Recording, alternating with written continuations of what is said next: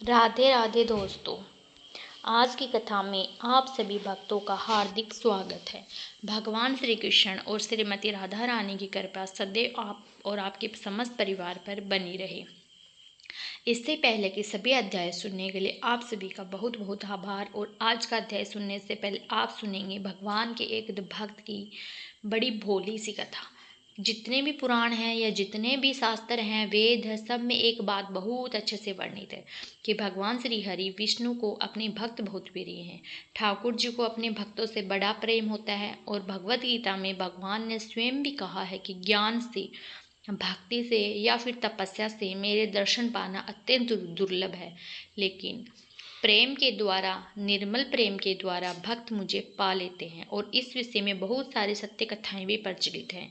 मतलब ऐसा नहीं कि सिर्फ पुराणों में ही हमें भगवान की भक्ति का अनुभव मिलता है या फिर वर्णन मिलता है, बल्कि भक्ति और प्रेम से बहुत सारे भक्तों ने इस युग में भी भगवान के दर्शन किए हैं और इनकी साक्षात लीला का अनुभव भी किया है।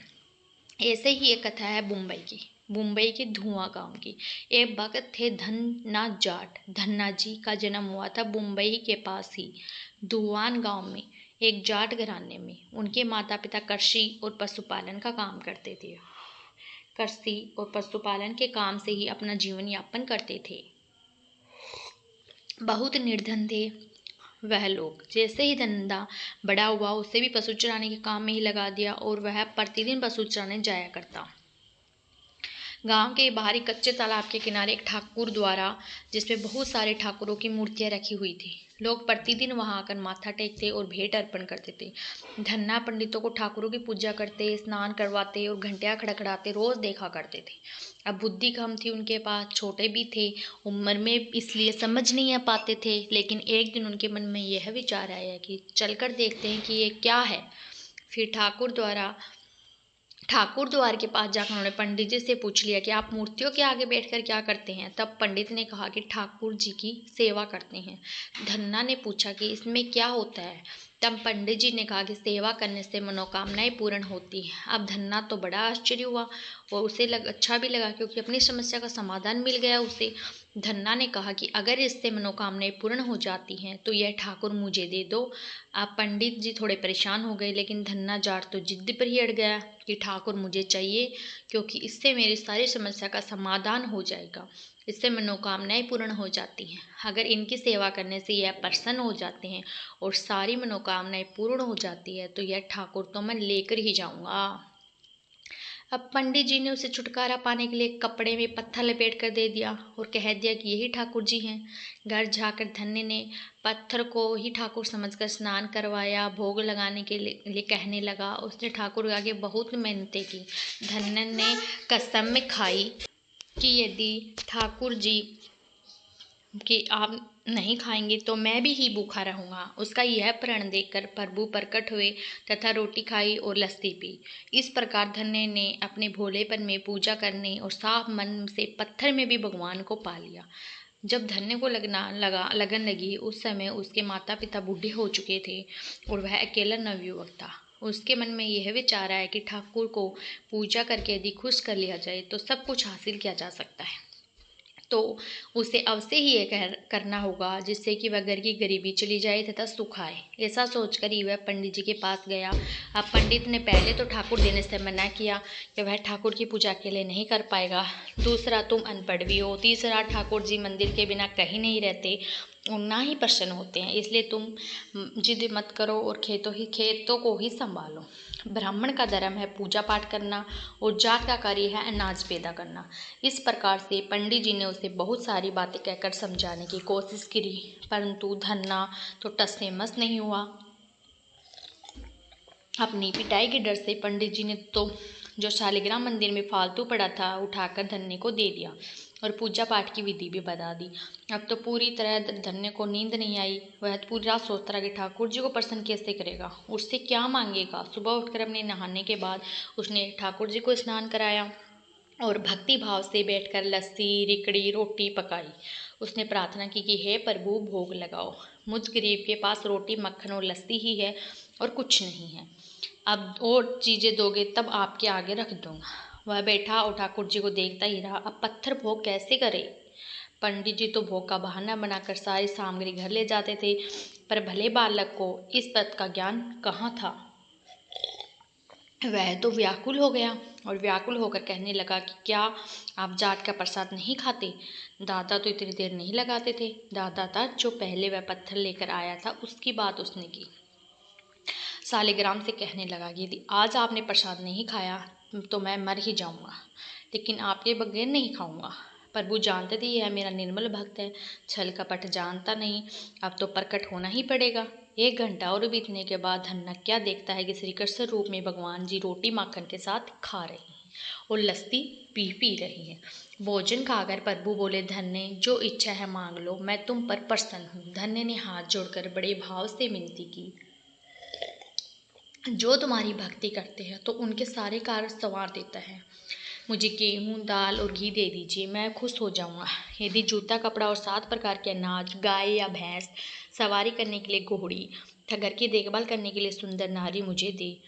अब धन्य के यह वचन सुनकर प्रभु हंस पड़े और बोले कि यह सब वस्तुएं तुम्हें मिल जाएंगी। फिर प्रभु बोले, अन्य कुछ? तब धन्ना बोला, प्रभु मैं जब कभी भी आपको याद करूँ आप दर्शन दीजिए, यदि कोई ज़रूरत हुई तो बताऊँगा। तथास्तु, भगवान ने उत्तर दिया। तब धन्ना बोला, हे प्रभु आज से मैं आपका आजीवन सेवक हूँ, वाह आपके अलावा किसी अन्य का नाम नहीं लूँगा। धन्ना खुशी से दीवाना हो गया, उसकी आंखें बंद हो गई। जब आंखें खुली तो प्रभु वहाँ नहीं थे, वह पत्थर का सालिग्राम वहाँ पड़ा था। उसने बर्तन में बचा हुआ प्रसाद खाया, जिससे उसके तीनों लोगों का ज्ञान हो गया। प्रभु के दर्शनों के कुछ दिन पश्चात धन्य के घर सारी खुशियाँ। कुछ दिनों में ही उसकी शादी किसी अमीर घर में हो गई। उसकी बिना बोई भूमि पर भी फसल लहला गई। उसने जो जो प्रभु से मांगा था उसे सब कुछ मिल गया। किसी ने धन्य को कहा, चाहे प्रभु तुम पर प्रसन्न है, फिर भी तुम भी गुरु धारण करना चाहिए। उसने स्वामी रामानंद जी का नाम बताया। एक दिन अचानक ही रामानंद जी उज्जैन से आ रहे निकले। भक्त धन्य ने दिल से उनकी खूब सेवा की तथा दीक्षा की मांग की। रामानंद जी ने उनकी विनती स्वीकार कर ली और दीक्षा देकर धन्य को अपना शिष्य बना लिया। धन्ना भगवान के नाम का सुमरन करने लगा। प्रभु की भक्ति निष्काम भाव से की जाए या फिर सकाम भाव से, अगर निश्चल मन से की जाए तो निश्चय ही भगवान प्रसन्न हो जाते हैं और भक्तों की समस्त मनोकामनाएं भी पूर्ण करते हैं और अपनी भक्ति का अविरल आशीर्वाद भी देते हैं। तो आज की कथा आपको कैसी लगी कमेंट बॉक्स में ज़रूर बताइए। और अब आप सुनिए आज का अध्याय। व्याध ने पूछा, हे ब्राह्मण, आपने पहले कहा था कि भगवान विष्णु की प्रीति के लिए कल्याणकारी भागवत धर्मों का और उनमें भी वैशाख मास में कर्तव्य रूप से बताए हुए नियमों का विशेष रूप से पालन करना चाहिए। वे भगवान विष्णु कैसे हैं, उनका क्या लक्षण है, उनकी सत्ता में क्या प्रमाण है तथा वे सर्वव्यापी भगवान किन के द्वारा जानने योग्य हैं। वैष्णव धर्म कैसे हैं और किससे भगवान श्री हरि प्रसन्न होते हैं। हे महात्मे, मैं आपका किंकर हूँ, मुझे यह सब बातें बताइए। व्याध के इस प्रकार पूछने पर शंख ने उन्हें रोग शोक से रहित संपूर्ण जगत के स्वामी भगवान नारायण को प्रणाम करके कहा, हे व्याध, भगवान विष्णु का स्वरूप कैसा है यह सुनो। भगवान समस्त शक्तियों के आश्रय हैं, संपूर्ण गुणों की नीति है तथा सबके ईश्वर बताए गए हैं। वे निर्गुण, निष्काम तथा अनंत सत्य, चित्त और आनंद, यही उनका स्वरूप है। यह जो अखिल चराचर जगत है अपने अधीश्वर और आश्रम के साथ नित्य रूप से उसके वश में स्थित है, जिसे इसकी उत्पत्ति, पालन, संहार, पुनरावृत्ति तथा नियमन आदि होते हैं। प्रकाश, बंधन, मोक्ष और जीविका, इन सब की प्रवृत्ति जहाँ से होती है वे ही ब्रह्मा नाम से प्रसिद्ध भगवान विष्णु हैं। वे ही विद्वानों के सामान्य सर्वव्यापी परमेश्वर हैं। ज्ञानी पुरुषों ने उन्हीं को साक्षात ब्रह्मा कहा। वेद, शास्त्र, स्मृति, पुराण, इतिहास, 5 रात्र और महाभारत सब विष्णु के स्वरूप हैं, विष्णु के ही प्रतिपादक हैं। इन्हीं के द्वारा महाविष्णु जानने योग्य है। वेद और वेद सनातन देव भगवान राम नारायण की कोई इंद्रियों से पदार्थ प्रत्यक्ष प्रमाण द्वारा अनुमान से को तर्क से भी नहीं जाना जा सकता। उन्हीं के दिव्य जन्म, कर्म तथा गुणों को अपनी बुद्धि के अनुसार जानकर उनके अधीन रहने वाले जीव समूह सदा मुक्त होते हैं। यह संपूर्ण जगत मात्र से उत्पन्न हुआ है। प्राण स्वरूप है, प्राण रूपी सूत्र में पिरोया हुआ है तथा प्राण से ही चेष्टा करता है और सबका आधारभूत यह सूत्रात्मक प्राण ही विष्णु है, ऐसा विद्वान पुरुष कहते हैं। व्याध ने पूछा, हे ब्राह्मण, जीवों में यह सूत्रात्मक प्राण सबसे श्रेष्ठ किस प्रकार है? शंख ने कहा, व्याध, पूर्व काल में सनातन देव भगवान नारायण ने ब्रह्मा आदि देवताओं की सृष्टि करके कहा, देवताओं, मैं तुम्हारे सम्राट के पद पर ब्रह्मा जी की स्थापना करता हूँ, यही तुमके सबके स्वामी हैं। अब तुम लोगों में से जो सबसे अधिक शक्तिशाली हो उसे तुम स्वयं ही युवराज के पद पर प्रतिष्ठित करो। भगवान के इस प्रकार कहने पर इंद्र आदि सब देवता आपस में विवाद करते हुए कहने लगे, मैं युवराज होऊंगा, मैं होऊंगा। किसी ने सूर्य को श्रेष्ठ कहता, किसी ने इंद्र को, किन्हीं की दृष्टि में कामदेव ही सबसे श्रेष्ठ थे। कुछ लोग मौन ही खड़े थे। फिर आपस में कोई निर्णय होता न देखकर वे भगवान नारायण के पास पूछने के लिए गए और प्रणाम करके हाथ जोड़कर बोले, हे महाविष्णु, हम सब ने अच्छी तरह विचार कर लिया, किंतु हम सब में श्रेष्ठ कौन है यह अब तक किसी प्रकार निश्चय नहीं कर सके। अब आप ही निर्णय कीजिए। तब भगवान विष्णु ने हंसते हुए कहा, इस विराट ब्रह्मांड रूपी शरीर में जिसके निकल जाने पर वह गिर जाएगा और जिसके प्रवेश करने वह पुनः उठकर खड़ा हो जाएगा, वही देवता सर्वश्रेष्ठ है। भगवान के ऐसा कहने पर सभी देवता ने कहा, अच्छा ऐसा ही होगा। तब सबसे पहले देवेश्वर जयंतवीर शरीर के पैरों से बाहर उसके निकलने से शरीर को लोग पंगु कहने लगे, परंतु शरीर गिर ना सका। यद्यपि वह चल नहीं पाता था, तो भी सुनता, पीता, बोलता, सूंघता और देखता और हुआ पूर्वत्र स्थिर रहा। तत्पश्चात गोय देश से दक्ष प्रजापति निकलकर अलग हो गए। तब लोगों ने उसे नपुंसक कहा, किंतु उस समय भी शरीर गिर न सका। उसके बाद विराट शरीर के हाथ से सब देवताओं के राजा इंद्र बाहर निकले। उस समय भी शरीर पात नहीं हुआ। विराट पुरुष को सब लोग हस्तहीन अर्थात लूला कहने लगे। इस प्रकार नेत्रों से सूर्य निकले। तब लोगों ने उसे अंधा कहा और काना कहा। उस समय भी शरीर का पतन नहीं हुआ। तदंतर नासिका से अश्विनी कुमार निकले, किंतु शरीर नहीं गिर सका। केवल इतना ही कहा जाने लगा कि यह सूंघ नहीं सकता। कान से अधिष्ठात्री देवियां दिशाएं निकली। उस समय लोग उसे बधिर कहने लगे, परंतु उसकी मृत्यु नहीं हुई। तत्पश्चात जहवा से वरुण देव निकले। तब सब लोगों ने यही कहा कि यह पुरुष रस का अनुभव नहीं कर सकता, किंतु देहपात नहीं हुआ। तदंतर वाघ इंद्र से उसके स्वामी अग्निदेव निकले। उस समय उसे गूंगा कहा गया, किंतु शरीर नहीं गिरा। फिर अंतकरण से बोध स्वरूप रुद्र देवता अलग हो गए। उस दशा में लोगों ने उसे जड़ कहा, किंतु शरीर पात नहीं हुआ। फिर सबके अंत में उस शरीर से प्राण निकला। तब लोगों ने उसे मरा हुआ बताया। अब इससे देवताओं के मन में बड़ा विस्मय हुआ। बोले, हम लोगों में से जो भी इस शरीर में प्रवेश करके उसे पूर्वत उठा देगा, जीवित कर देगा, वही युवराज होगा। ऐसा प्रतिज्ञा करके सब कर्म से उस शरीर में प्रवेश करने लगे।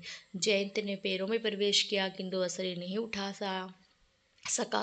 प्रजापति दक्ष ने गुह इंद्रियों में प्रवेश किया, फिर वह शरीर ने उठा।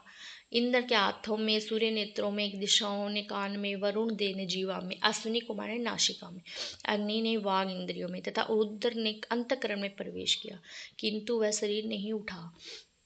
सबके अंत में प्राण ने प्रवेश किया। तब वह शरीर उठकर खड़ा हो गया। तब देवता ने प्राण को सब देवताओं में श्रेष्ठ बताया। अब बल, ज्ञान, धैर्य, वैराग्य और जीवन शक्ति में प्राण को ही सर्वाधिक मानकर देवता ने उसी की युवराज पद पर अभिषिक्त किया। इस उत्कृष्ट स्थिति के कारण प्राण को उक्त कहा गया। अतः समस्त चराचर जगत प्राणात्मक है। जगदीश्वर प्राण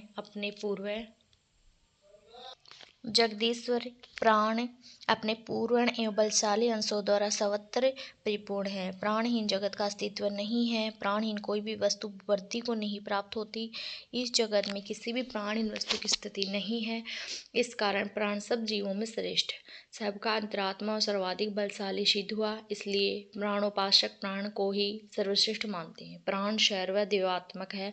सब देवता प्राणमय है। वह भगवान वासुदेव का अनुगामी तथा सदा उन्हीं में स्थित है। मनीषी पुरुष प्राण को महाविष्णु का बल बताते हैं। महाविष्णु के महात्म और लक्षण को इस प्रकार जानकर मनुष्य पूर्व बंधन का अनुसरण करने वाले अज्ञानमय लिंग को इस प्रकार त्याग देता है, जैसे कि वह सर्प पुरानी कुचली को त्याग देता है। लिंग देह का त्याग करके वह परम पुरुष अन्यामय भगवान नारायण को प्राप्त होता है। हरे कृष्णा। आज की कथा का यही समापन करती हूँ। इसके आगे का वृत्तांत आप कल की कथा में सुनेंगे। ओम विश्व विष्णु वटचकारो भूत भवे भवत प्रभु भूत करत भूत। अब आप सुनेंगे तुलसी चालीसा और श्री तुलसी महारानी की आरती। तुलसी चालीसा से तुलसी महारानी। करो विनय सिर नाय, जो मम हो संकट विकट तीजे मात नसाए। नमो नमो तुलसी महारानी, महिमा अमित न जाए बखानू। दियो विष्णु तुमको सनानामा, जग में छायो सुयस महाना। विष्णु प्रिया जय जयति भवानी, टीहू लोकी हो सुख खानी। भगवत पूजा करे जो कोई, बिन तुम्हारे सफल न होई। जिन घर पर तवि नहीं होए निवासा, उस घर कर ही विष्णु नहीं वासा। करे सदा जो तव नित सुमिरन, तेहे के काज होए सब पूरन। कार्तिक मास महात्म तुम्हारा, ताको जानत सब संसारा। तब पूजन करे जो करे कुंवारी, पावे सुंदर वर सुकुमारी। करे जो पूजा नित्य प्रति नारी, सुख संपत्ति से होए सुखारी। वरदान नारी करे जो पूजन, मिले भक्ति होवे पुलकित मन। श्रद्धा से पूजे जो कोई, भाव निधि से तर जावे सोई। कथा भागवत ये करावे, तुम भी नहीं सफलता पावे। छायो तब प्रताप जग भावी, ध्यावत तुम सकल चित धारी।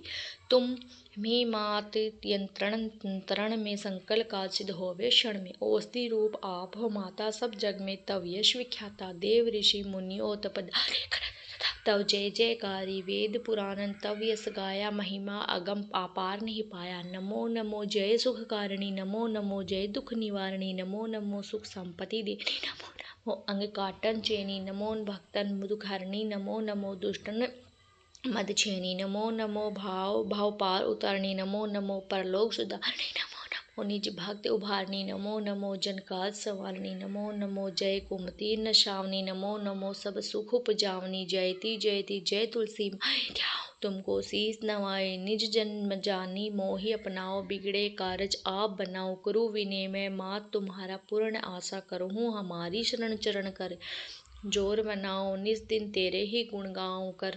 करहु मात अब मोह परदाया, नया निर्मल होए सकल मम काया। मांगो माँ यही वर दीजे, सकल मनोरथ पूर्ण कीजिए। जानू नहीं कछु नेम आचारा, क्षम हो मातु अपराध हमारा। 12 मास कर जो पूजा, तामस जग में और नहीं दूजा। प्रथम ही गंगा जल मंगवावे, फिर सुंदर स्नान करावे। चंदन अक्षत पुष्प चढ़ावे, धूप दीप नैवेद्य लगावे।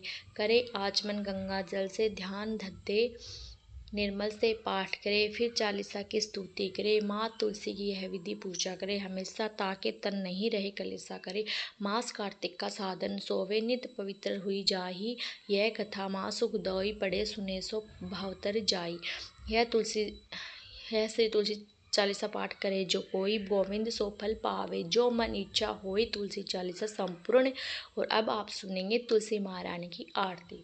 महारानी नमो नमो हरि की पटरानी, नमो नमो तुलसी महारानी। नमो नमो हरि की पटरानी, नमो नमो धन्य तुलसी पूर्ण तप की, धन्य तुलसी पूर्ण तप की। 9 शालिग्राम की बनी पटरानी, नमो नमो तुलसी महारानी। नमो नमो हरि पटरानी, नमो नमो। जाके मंत्र मंजरी कोमल, जाके पत्थर मंजरी कोमल। पति कमल चरण लपटानी, नमो नमो हरि की पटरानी। नमो नमो तुलसी महारानी, नमो नमो। धूप दीप नैवेद्य आरती, धूप दीप नैवेद्य आरती। पुष्पन की वर्षा बरसानी, नमो नमो हरि की पटरानी। नमो नमो नमो तुलसी महारानी, नमो नमो। 56 भोग 3600 व्यंजन, 56 भोग 3600 व्यंजन। बिन तुलसी हरि एक न मानी। नमो नमो तुलसी महारानी, नमो नमो हरि की पटरानी। नमो नमो सभी सुख सखी मैया तेरो यस गावे, सभी सखी मैया तेरो यस गावे। भक्ति दान दीजिए महारानी, नमो नमो तुलसी महारानी। नमो नमो हरि की पटरानी, नमो नमो।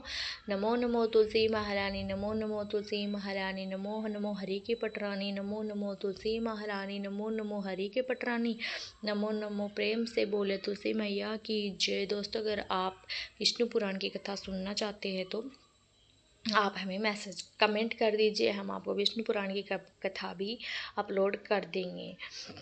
तो अगर आपको वीडियो अच्छी लगी हो तो लाइक कीजिए, शेयर कीजिए और चैनल पर पहली बार आए हैं तो सब्सक्राइब जरूर करिए। बेल आइकन को प्रेस जरूर करिए। इससे होगा कि चैनल पर जो वीडियो अपलोड होगी उसका नोटिफिकेशन आपको सही समय पर प्राप्त होगा।